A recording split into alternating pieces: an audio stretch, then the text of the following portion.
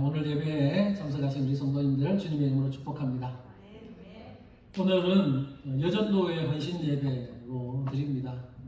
여전도회 회원들이 우리 교회에 참 보배들입니다. 사실 우리 교회를 집행하는 원동력은 우리 여전도회 회원들의 섬김과 헌신 때문입니다.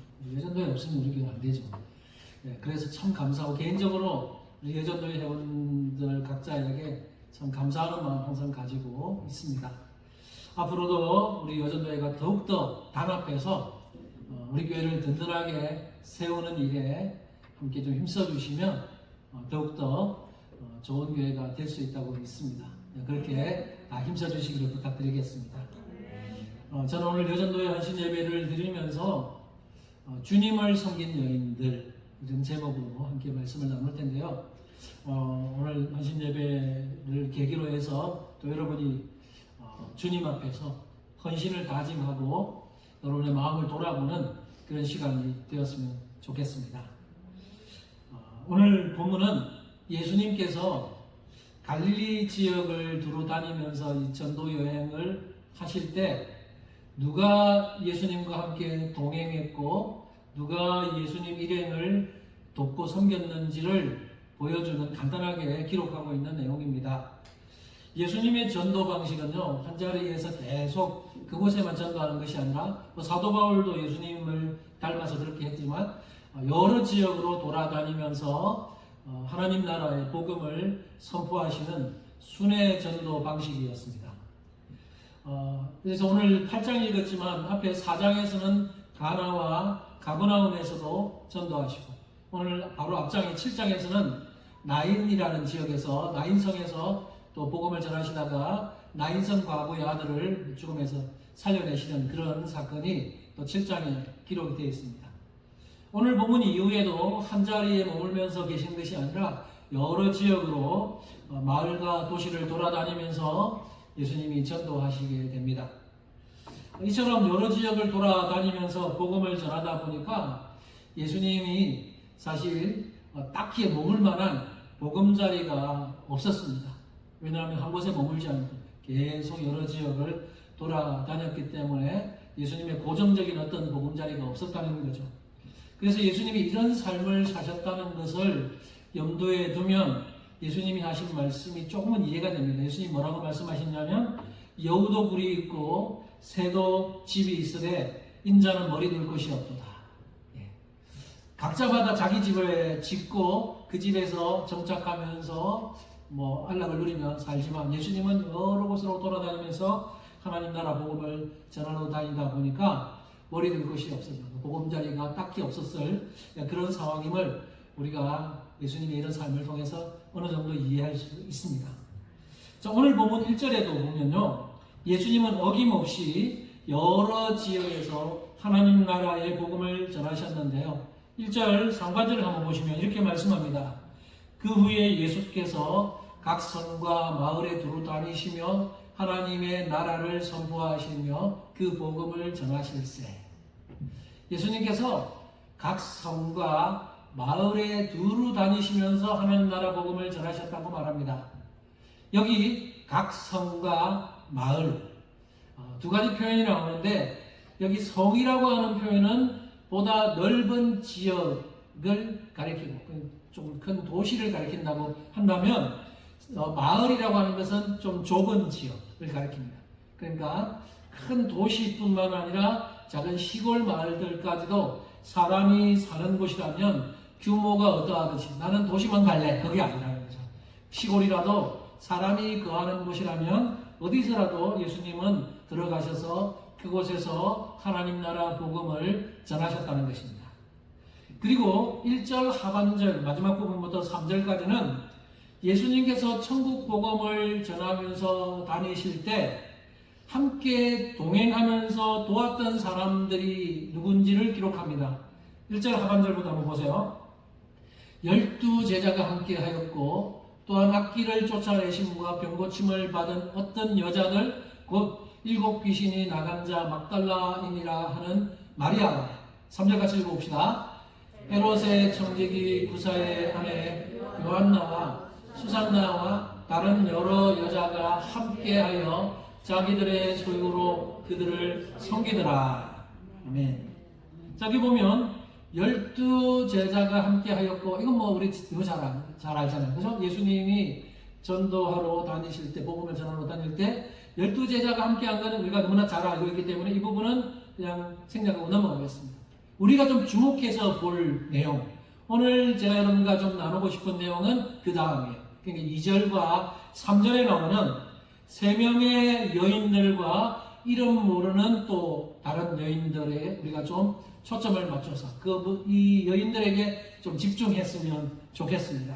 자, 앞에 나오는 수식어구가 있지만 수식어구를 빼고 이름만 한번 보면 첫 번째 막달라인이라는 마리아, 이 우리가 일명 말하는 막달라 마리아. 그래서 다른 본문에 막달라 마리아라는 이름으로 여러 군데 나옵니다. 그 다음에 요한나, 또 수산나, 이름만 보면 그렇습니다. 그 다음에 이름이 나와 있지 않은 여러 여인들이 2절과 3절에 소개되고 있습니다. 여러분, 이 여인들이 누구라고요? 이 여인들은 바로 예수님과 제자들을 섬겼던 여인들이라고 말합니다. 저는 그래서 오늘 제목을 여기에 따라서 주님을 섬긴 여인들, 그렇게 제목을 붙여보았습니다. 저는 오늘 이 본문에 나오는 이 여인들이 주님으로부터 어떤 은혜를 받았고 또한 주님을 어떻게 섬겼는지를 함께 살펴보면서 교훈을 받았으면 좋겠습니다. 특히 오늘 헌신 예배를 드리시는 우리 여전도회 회원분들이 오늘 이 여인들을 한번 좀 집중 있게 좀 같이 관심 있게 보시면서 함께 도전받는 시간이 되었으면 좋겠습니다. 자, 그러면 이 본문에 나오는 이 여인들을 한 명씩 좀 살펴보겠습니다. 자, 첫 번째 여인은 막달라 마리아입니다. 막달라 마리아. 많이 들어보셨죠? 이 이름 성경에 많이 나와요. 여러분, 성경에는 마리아라는 이름을 가진 여인들이 많이 나오는데 예수님의 어머니 이름도 마리아예요. 그죠? 마리아라는 이름이 많이 나오는데 마리아의 이름의 뜻이 뭐냐면 높여진 자라는 뜻입니다. 이름의 뜻이 꽤 좋아요. 그러다 보니까 이름의 뜻이 좋으면 그 이름으로 이름을 많이 짓게 되잖아요. 그래서 그 당시에 마리아라는 이름으로 여인들의 이름을 많이 지었어요. 그러다 보니까 성경에도 여러 마리아들이 등장을 합니다. 그 중에서 오늘 본문에 나오는 마리아는 어떤 마리아냐? 고향이 막달라라고 하는 지역의 출신의 마리아예요. 그래서 막달라 마리아 그렇게 우리는 부르고 있습니다. 성경에 이 막달라 마리아의 이름이 14번 나옵니다. 그죠? 아마 마리아라는 중에서는 예수님의 어머니 마리아와 좀 쌍벽을 이루듯이 가장 많이 나오는 이름이라고 할 수 있어요. 그런데 오늘 본문에 나오는 막달라 마리아는 어떤 여자냐면요, 이름의 뜻은 높여진 자라는 뜻인데 오늘 본문의 이 막달라 마리아는 자기 이름의 뜻과는 다르게 매우 불행한 삶을 살았던 여인입니다. 자, 이 여인에 대해서 뭐라고 소개합니까? 2절 중반절에서 이 막달라 마리아에 대해서 뭐라고 소개하냐면 7 귀신이 나간 자 이렇게 소개하죠. 7 귀신이 나갔대요. 지금 나갔으니까 과거에는 어떤 여자라고요? 7 귀신이 들렸던 자라는 말이에요. 과거에 7 귀신 들린 자가 바로 막달라 마리아예요. 여러분, 7 귀신 들렸다라는 것이 무슨 의미일까요? 성경은 7 귀신 들린 것이 무슨 의미인지 정확하게 말해주지 않기 때문에 우리는 7 귀신 들린 것은 이것이다 라고 정확하게 말할 수는 없을 것 같아요. 그런데 두 가지로 볼 수 있어요. 하나는 문자적으로 해석하고 하나는 상징적으로 해석하는 건데, 문자적으로 해석해 보면 말 그대로 7가지 귀신에 사로잡혔다. 하나의 귀신에 사로잡혀도 힘든데 7가지 귀신에 사로잡히면 얼마나 힘들겠어요. 그렇게 문자적으로 해석할 수도 있을 겁니다. 그런데 더 많은 학자들은 상징적으로 해석하기를 좋아합니다. 그러니까 여기 7이라고 할 때 7은 무슨 숫자냐면 우리가 말하는 완전수죠. 그래서 7이 완전수라는 것과 그 다음에 마태복음 12장에 보면 또 귀신 7이 또 이렇게 언급되는 게 있는데 거기에서는 어떤 의미로 사용되냐면 최악의 상태를 의미하는 것으로 사용이 되고 있어요. 그래서 이런 것을 염두에 두어서 오늘 본문의 막달라 마리아가 7 귀신이 들렸다라고 말할 때 상징적으로 해석해서 마리아의 상태가 최악의 상태였다라고 해석을 하기도 합니다. 이 해석을 좀 더 많이 지지를 한다는 거죠. 그러니까 여러분, 오늘 본문에 소개되는 이 막달라 마리아는 영적으로 최악의 상태에 있었어요. 그리고 그로 인해서 극도의 고통을 당했던 과거의 여자가 바로 막달라 마리아입니다. 우리는 이것을 통해서 막달라 마리아가 예수님으로 인해서 치유받기 이전에 사회에서 어떤 취급을 받았을지를 우리는 충분히 짐작해 볼 수 있습니다. 여러분, 귀신 들렸다. 그것도 최악의 상태로서 귀신 들린 상태로 살았다. 그러면 사회에서 사람들이 뭐라고 어떻게 대하겠어요? 미친 여자, 손가락질하고. 그러니까 이 막달라 마리아가 치유받기 이전에 어떤 삶을 살았을지는 우리 충분히 짐작이 갑니다. 사람들로부터 귀신 들린 여자로 낙인 찍혀서 완전히 사회에서 소외되고 매장되어서 손가락질 받는 삶을 살았을 것입니다. 그런데 중요한 게 뭐예요? 중요한 것은 지금 어떻게 됐다고요? 예수님을 만남으로 인해서 이 병이 치유되어서 이제 7 귀신이 다 나가서 완전히 치유된 그런 상황이 되었고, 그로 인해서 삶이 완전히 변화되었다는 겁니다. 예수님을 통해서 과거의 모든 속박으로부터 이제는 해방되었고, 이제는 새 사람이 되어서 새로운 생활을 시작하게 되었다는 것을 우리는 알 수 있습니다. 실제로 막달라 마리아가 이제 예수님을 만나고 나서 어떻게 변화되었는지 성경에 이름 14번이나 나오면서 막달라 마리아를 많이 소개하잖아요. 그것을 보면 예수님께 전적으로 헌신하는 삶을 살았던 것임을 우리가 알 수 있어요.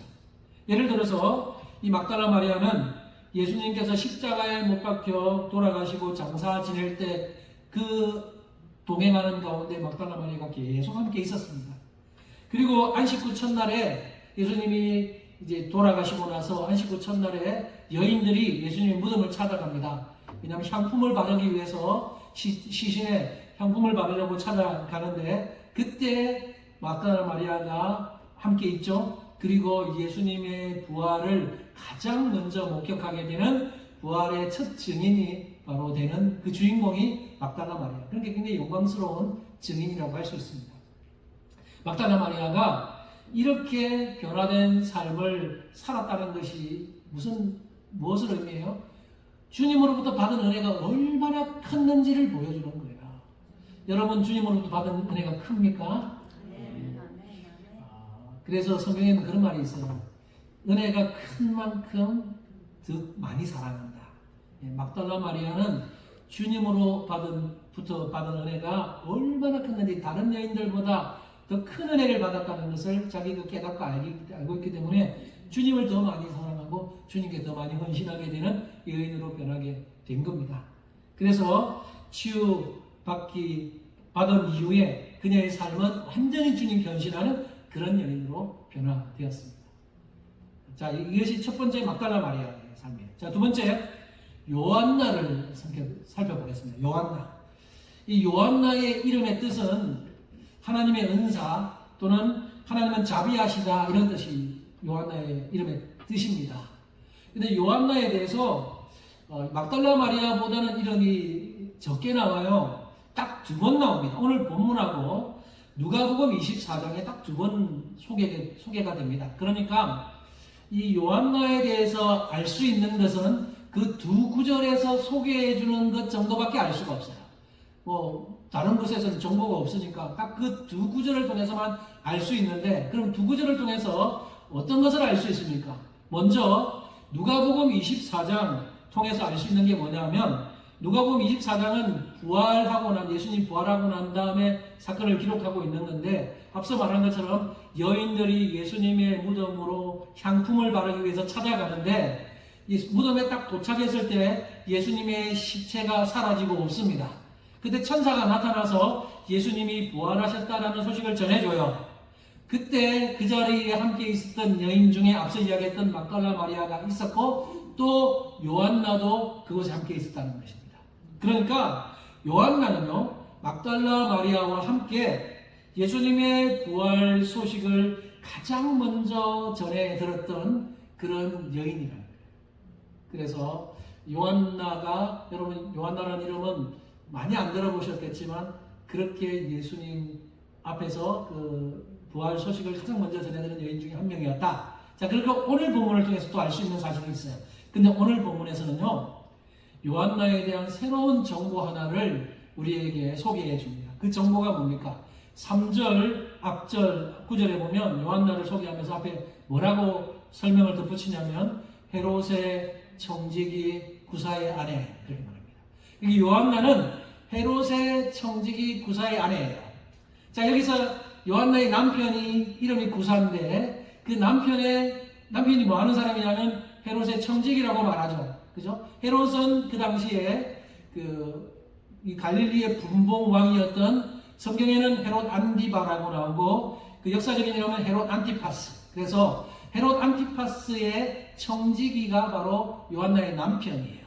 오늘날로 말하면요, 대통령 재정 담당 보좌관 또는 그 한 나라의 재정 경제부 장관, 뭐 이 정도 급이라고 할 수 있어요. 그러니까 요한나의 남편은 굉장히 신분이 높은 사람이죠. 그죠? 그러니까 굉장히 실력이 있는 사람이고 부와 권력을 가진 사람이 요한나의 남편이니까 그의 부인은 사모님이에요. 사모님. 그죠?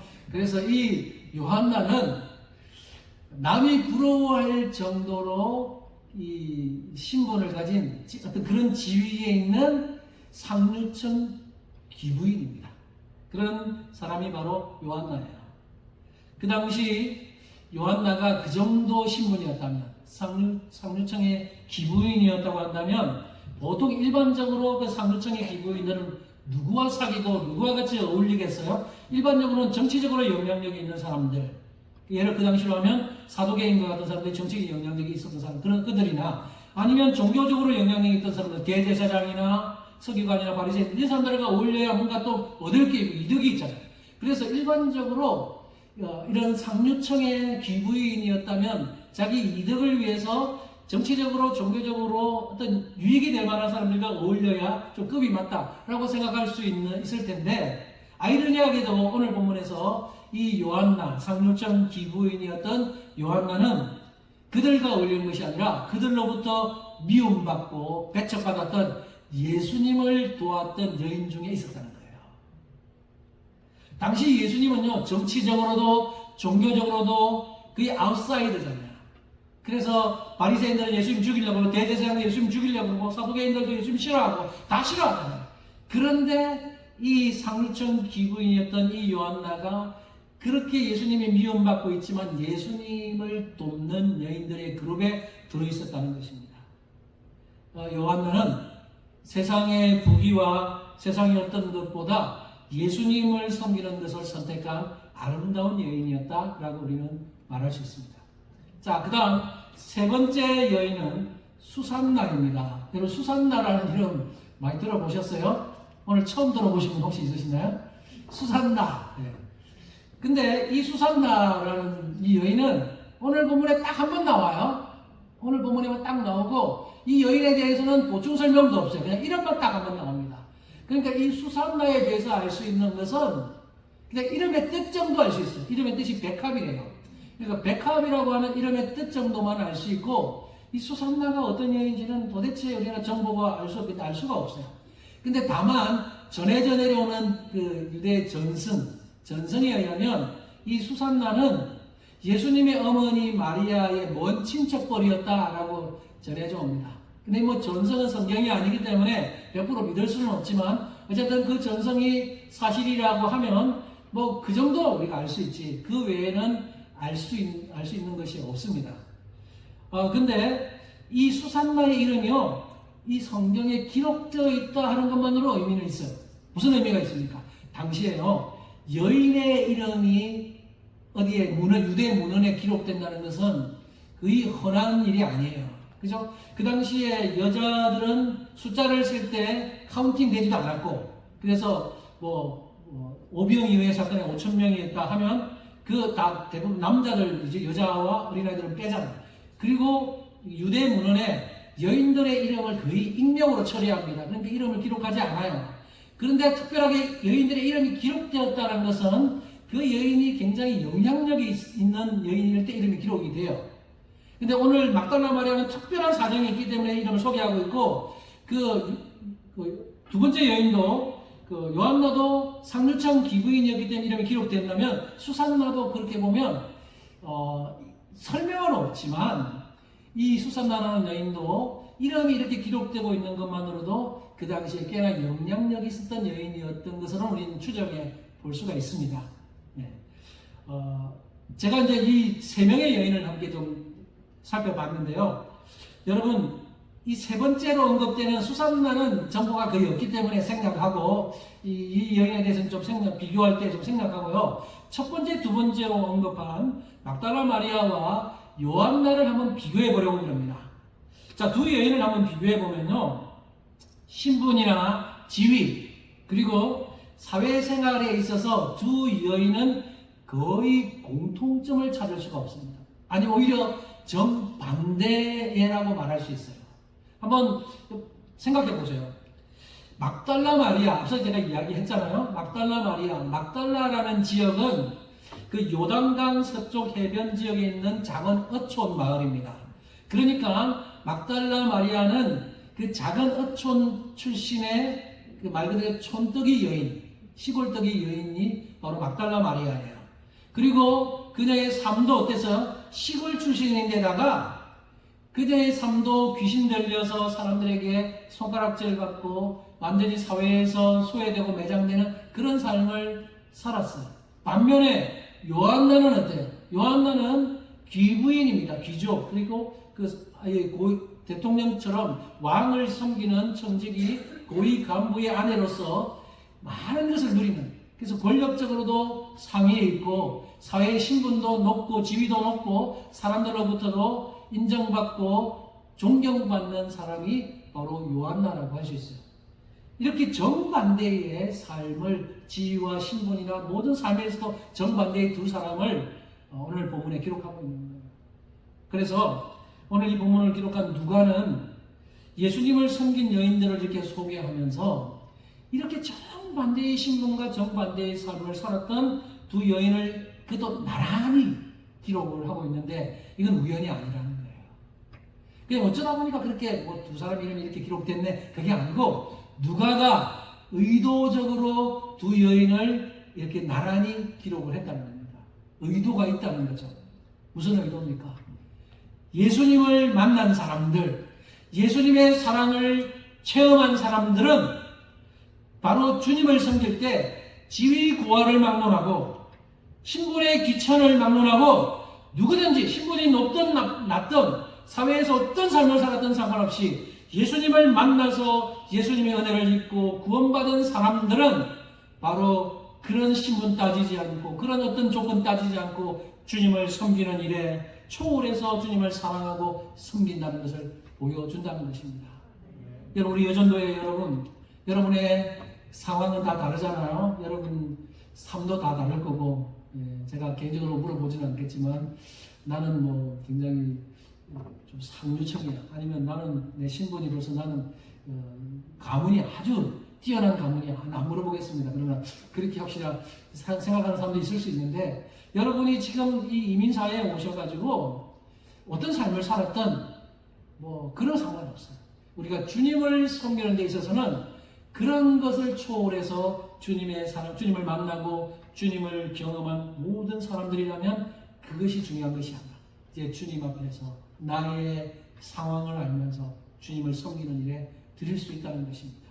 이것이 이 두 여인을 대조해서 보여주면서 우리에게 보여주고자 하는 하나의 의도라고 할 수 있습니다. 자, 그리고 3절 중반절에는 또 이름 모르는 여인들이 소개되죠. 어떤 여인들인지 모르지만 다른 여러 여자들이 있었다고 기록합니다. 이 여자들도 여전히 앞에서 소개했던 그 세 명의 여자들처럼 바로 예수님을 섬긴, 예수님과 제자들을 함께 섬겼던 자들이라는 것을 보여주고 있어요. 자, 그러면 여기서 한번 질문 한번 해볼게요. 여러분, 이 여인들이요, 예수님을 섬긴 실제적인 이유가 무엇일까요? 그러니까 예수님을 섬기게 된 실제적인 동기, 그 원인, 그것이 무엇일까요? 자, 이 글을 기록하고 있는 누가는 이 여인들이 어떤 자들인지를 2절 상반절에서 설명을 해주는데요. 2절 앞부분 보시면 이렇게 말합니다. 그 빨간 글씨로 되어 있는 부분 보시면 또한 악기를 쫓아내심과 병고침을 받은 어떤 여자들 곧 누구 이렇게 소리하죠. 그러니까 이 여인들은 어떤 여인들이냐? 악기를 쫓아내심을 받은 자들, 또 병고침을 받은 여인들이라는 거예요. 그러니까 이 공통점이 그런 거야. 그래서 예수님으로부터 어떤 은혜를 받았는데 그 은혜가 뭐냐? 어떤 여인은 귀신 들려 있다가 귀신 들림에서 치유받았고, 어떤 여인은 질병에 들었는데 심각한 질병에서 치유를 받았고, 예수님 때문에. 그런 여인들이라는 것을 공통적으로 보여줘요. 근데 그 질병 치유가 자기 자신 개인적인 치유도 있지만 또 어떤 경우는 자기 가족들, 남편이나 자기 자식들의 치유도 같이 포함되어 있다는 거예요.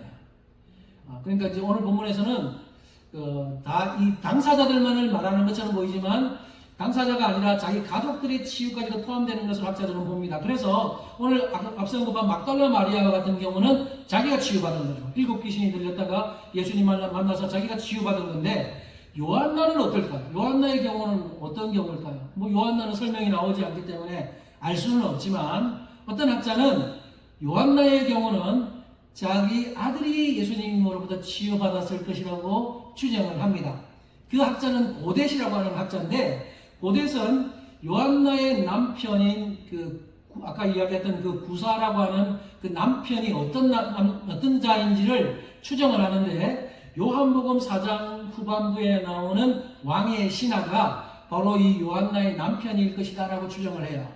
여러분, 제가 요한복음의 7가지 표적 시리즈를 설교할 때 여러분 제가 이 설교했는데 기억하실지 모르겠어요. 그때 설교할 때 이 이야기를 했어요. 지금 예수님은 갈릴리 가나에 계십니다. 그리고 왕의 신하가 있는데 왕의 신하는 가버나움에 있어요. 근데 가버나움에 있던 왕의 신하가 자기 아들이 죽어갑니다. 아파요. 그래서 예수님을 찾아와요. 예수님 가나까지 예수님을 찾아와서 예수님 내 아들을 고쳐주세요. 그러니까 예수님이 가나로 가자가 아니고 가버나움으로 가자 그러지 않고 바로 이곳에서 너희 아들이 나았다 선포하세요. 근데 이 왕의 신하가 그 말을 듣고 다시 가버나움으로 가는 중간에 사람을 만납니다. 이쪽에서 온 사람들을 만나죠. 그러면서 당신 아들이 나았습니다.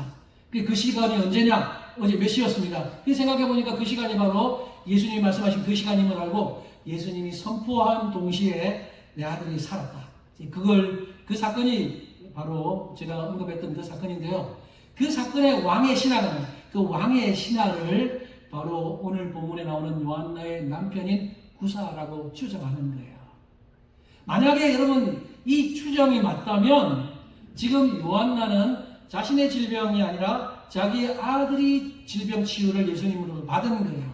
물론 이건 추정이기 때문에 추정이 안 맞을 수도 있어요. 만약에 추정이 안 맞다면 자기가 치유받았을 수도 있겠죠. 그러나 분명한 것은 자기 자신의 치유든지 아니면 자기의 자녀들이나 자녀의 가족의 치유든지 상관없이 이 여인은 요한나는 지금 치유를 받고 나서 그 은혜에 감격해서 주님을 섬기는 여인이 되었다는 것입니다. 그러면 여러분 이제 이 여인들이 어떻게 주님을 섬겼는지를 보겠습니다. 어떻게 섬겼나요? 앞서 읽었던 3절 하반절 한 번만 더 보시면 어떻게 섬겼다고 말하냐면 자기들의 소유로 그들을 섬기더라 이렇게 말합니다. 여기 섬기더라에 해당하는 그 헬라어의 그 뜻은 한 번 일시적으로 섬긴 것이 아니라 지속적으로 반복해서 섬겼다는 의미가 들어있어요. 그러니까 지금 이 여인들은요 자기들의 소유로 예수님과 제자들을 섬겼는데 딱 한 번 섬기고 땡 한 것이 아니라 지속적으로 자기들의 소유를 가지고 예수님과 제자들을 섬기면서 반복해서 섬겼다는 거예요. 그냥 주님 한번 오세요. 우리가 그냥 밥 한 끼 대접할게요. 식사 대접하고 땡 한 게 아니고요. 예수님과 제자들을 같이 동행하고 따라다니면서 자기들의 소유를 가지고 헌금도 하고 먹을 것도 사드리고 또 필요한 거 공급해드리고 그렇게 섬겼다는 것이죠. 여러분 그래서 저는 이것을 보면서 제 마음에 하나의 의문이 좀 풀어졌어요. 우리는 신앙생활 하면서 가끔씩 이런 질문을 한번 해볼 수 있습니다. 예수님은 목수 출신인데 30년 동안 목수 생활을 하시면서 열심히 목수 일을 하셨는데 이제 30세 정도 되셔서 공생애를 시작하실 때 목수 일을 버리고 이제 제자를 데리고 다니시면서 복음 전하고 다니셨고, 또 예수님의 제자들도 보면 베드로, 안드레, 야고보, 요한 이런 사람들은 어부들인데 이제 어부 일 다 포기하고 예수님 다녔고, 그 외에 다른 마태와 같은 세리인데 세리 때려치우고 예수님 자, 그러면 도대체 자기 직업 다 버리고 예수님 따라다니고 예수님도 자기 직업 버렸는데 예수님이 이 3년 동안 하나님 나라의 복음을 전하러 다니실 때 도대체 뭘 먹고 어떻게 먹고 생활비는 어떻게 충당하고 이 12명이나 되는 사람들은 어떻게 생활이 가능했을까라는 질문을 하나씩 던져볼 수 있는데요. 저는 한번 그런 의문을 풀고 질문을 던져봤는데 오늘 우리가 이 본문을 통해서 이런 의문을 조금이나마 해소할 수 있습니다. 바로 예수님이 공생의 3년 동안 여러 지역을 돌아다니면서 복음 사역을 할 때, 그 복음 사역할 때 필요한 그 생활 필수품들, 또 여러 가지 공급받을 수 있었던 그 배후에는 바로 이런 여인들의 섬김이 있었기 때문에 가능했다는 것입니다.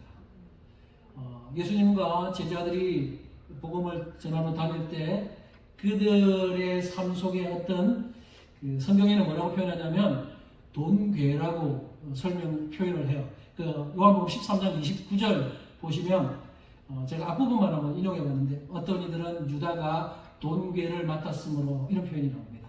그러니까 예수님과 12제자들이 이렇게 복음을 전하면서 다닐 때 그들에게 돈괴가 있었다는 거예요. 돈괴를 세번역 성경은 돈자루라고 번역을 하고 있고 공동 번역은 돈주머니라고 번역을 하는데 어쨌든 뭐라고 번역해도 상관없어요. 이제 돈을 넣어두는 그런 함 같은 것이라고 할 수 있는데 그 안에 돈이 모아지면 그 돈을 가지고 복음 전하면서 필요한 물품들을 사기도 하고 또 가난한 자를 돕기도 했을 거예요. 자, 그 돈괴 속에 모아진 그 모든 돈을 이 여인들이 다 충당했다라고 말할 수는 없어요. 그러나 그 가운데 상당 부분, 일부분은 이 여인들이 그 돈괴에 헌금을 하면서 충당해 주었기 때문에 예수님과 제자들이 그렇게 3년 동안 공생하면서 먹고 지낼 수 있었을 것이라고 우리는 충분히 생각할 수 있다는 거예요. 예. 그래서 이 여인들이 예수님께 은혜를 입고 나서 그 예수님의 은혜를 감사하면서 이 예수님을 위해서 그리고 제자들을 위해서 그렇게 필요한 만큼 자기들이 소유를 떼어서 헌금하고 그렇게 자신들의 소유로 섬겼다는 것입니다. 여러분, 이런 열심들 얼마나 대단해요. 그죠? 우리도 말은 주님으로부터 은혜 받았습니다. 주님이 나를 구원하셨어요. 구원의 은혜 말하지만 실제로 우리가 얼마나 주님을 열심히 섬기고 있는지 한번 돌아봤으면 좋겠습니다. 살아있는, 우리 기독교는 정말 살아있는 종교잖아요. 믿습니까? 네. 다른 종교들은 다 있지만 정말 참된 종교는 기독교밖에 없는데 여러분, 한국의 불교 참 우리는 저는 불교 어릴 때 한번 석가탄신을 바보덤으로 한번 가본 기억이 있는데 그 다음에 한 번도 가본 적은 없고 그 외에 이제 사찰들, 유명한 사찰들 있잖아요. 예를 들면 경주 불국사는 수학여행 갈 때 그냥 사람들 애들 데리고 가서 구경시키고 이런 걸 하잖아요. 근데 그런 불교를 믿는 신자들도 얼마나 열심히 종교성이 너무나 뜨겁습니다. 제가 한국에서 들은 말인데 이런 우스갯소리가 있어요. 우스갯소리인데 실제로 좀 타당성이 있는데 무슨 말이냐면 대한민국의 불교를 먹여 살리는 것은 경상도 아줌마들이다라는 말이 있습니다. 이 무슨 말입니까? 경상도 아줌마들이 얼마나 불심에 열심인지 그만큼 절에 가서 그 헌금을 많이 한다는 거예요. 경상도 아줌마들 사실요, 경상도 경남 경북 기독교율이 굉장히 낮잖아요. 그죠? 전라도와 서울 경기권에 비하면 경상도는 5%, 7% 그렇게 이야기를 합니다. 대구, 부산도 마찬가지고. 보면 기독교인들이 많이 없고 오히려 이제 그쪽에는 불교 신자들도 많고, 왜냐하면 절이 많아요. 큰 절, 유명한 절들이 경상권에 엄청나게 많이 집중되어 있습니다. 제가 아까 찾아보니까 저도 경상도에 살았기 때문에 양산 통도사가 문화가 한국 유네스코 문화로 지정되어 있다 그러고 한국 불교의 성지라고 불리고 그 다음에 저기 합천에 가면 해인사가 있습니다. 제가 역사 배울 때 팔만대장경 고교 있죠. 그 다음에 부산에 고모사라는 큰 절이 있어요. 이게 이제 경상도의 3대 사찰이라고 부르는데 그 외에도요. 제가 앞서 이야기했던 경주 불국사와 뭐 석굴암 저는 수학여가 들어갔는데 그거 뭐 다보탑 석가탑 보고 이렇게 하잖아요. 그 다음에 제 고향인 하동도 칠불사 쌍계사 유명해요. 그 다음에 대구만 해도 뭐 동화사 대구에 제가 사역했잖아요. 대구에 보면 동화사 있고 그 다음에 그 팔공산에 갓바위라고 있습니다. 아 그게 얼마나 아줌마들이 가서 막 불공을 누리는지 아 정말 뜨거워요. 그래서 그만큼 가서 그 절에 가서 시주를 많이 하다 보니까 대한민국의 불교를 먹여 살리는 것이 경상도 아줌마들이다라는 말이 나올 정도 아니겠어요. 제가 하고 싶은 얘기는 이게 아니고 여러분 자신의 소유를 떼어서 누군가를 섬길 때요. 그 대상이 누군지가 중요합니다. 그 대상이 누군지에 따라서 헛된 섬김이 될 수도 있고 그 대상이 누구인지에 따라서 귀하고 가치 있는 섬김이 될 수 있다는 겁니다. 죽어있는 신에게 아무리 많이 갖다 바쳐도 그건 헛된 것이지만 참으로 살아있는 우리 하나님 예수 그리스도 우리의 주님을 위해서 섬기는 일은 가치 있고 귀중한 일이라는 거예요. 그런 귀중한 섬김이 우리에게 있었으면 좋겠습니다. 이제 말씀을 정리하겠습니다. 사랑하는 성도 여러분, 우리는 오늘 본문을 통해서 예수님을 섬겼던 3명의 이름 있는 여인들과 또 이름 밝혀지지 않은 여러 여자들 함께 살펴봤습니다. 오늘 헌신 예배를 드리는 우리 여전도회 회원들이 오늘 본문에 나오는 이 여인들처럼 주님을 위해서 최선을 다해서 섬기시기를 간절히 부탁드립니다. 혹시 여러분들 중에 나는 주님으로부터 받은 은혜가 별로 없는 것 같아요 그리고 혹시나 말하는 분들이 있을지 모르겠어요. 오늘 이 본문의 여인들은 뭐 귀신 들림에서 해결됐고 질병에서 치유를 받았고 뭐 이런 은혜를 누렸는데 나는 귀신 들린 적도 없고요. 큰 질병에서 치유받은 적도 없어서 그냥 뭐 그렇게 주님을 섬길 만한 이유를 모르겠어요. 그런 분들은 우리 교회 아무도 없으리라고 생각하지만 혹 그런 분들이 있다면 제가 여러분이 주님을 섬길 수밖에 없는 섬겨야 하는 필수적인 한 가지 이유를 말씀드리면서 말씀을 맺겠습니다. 여러분 우리에게는 공통적으로 주님을 섬겨야 하는 한 가지 이유가 있습니다. 그것은 설령 여러분이 육신의 질병이나 정신적인 질병에서 주님으로부터 그런 해결받은 그런 경험은 없다 하더라도 우리에게는 주님을 섬겨야 하는 유일한 한 가지 이유가 있다면 우리는 바로 영혼의 질병으로부터 치유받았기 때문입니다. 네. 저와 여러분은 죄와 허물로 인해서 죽어서 영원히 지옥 형벌을 받아야 하는 사람들이었는데 주님으로 인해서 구원의 은혜를 받은 사람들입니다. 그러니까 영혼의 치유를 받은 자들이에요. 이것이 바로 우리가 주님을 섬겨야 하는 당연한 이유라는 거예요. 여러분 이 사실을 깨닫는다면 주님을 위해서 기꺼이 우리의 시간과 물질과 우리의 몸을 드릴 수 있게 되는 것입니다. 마지막으로 여러분께 당부합니다.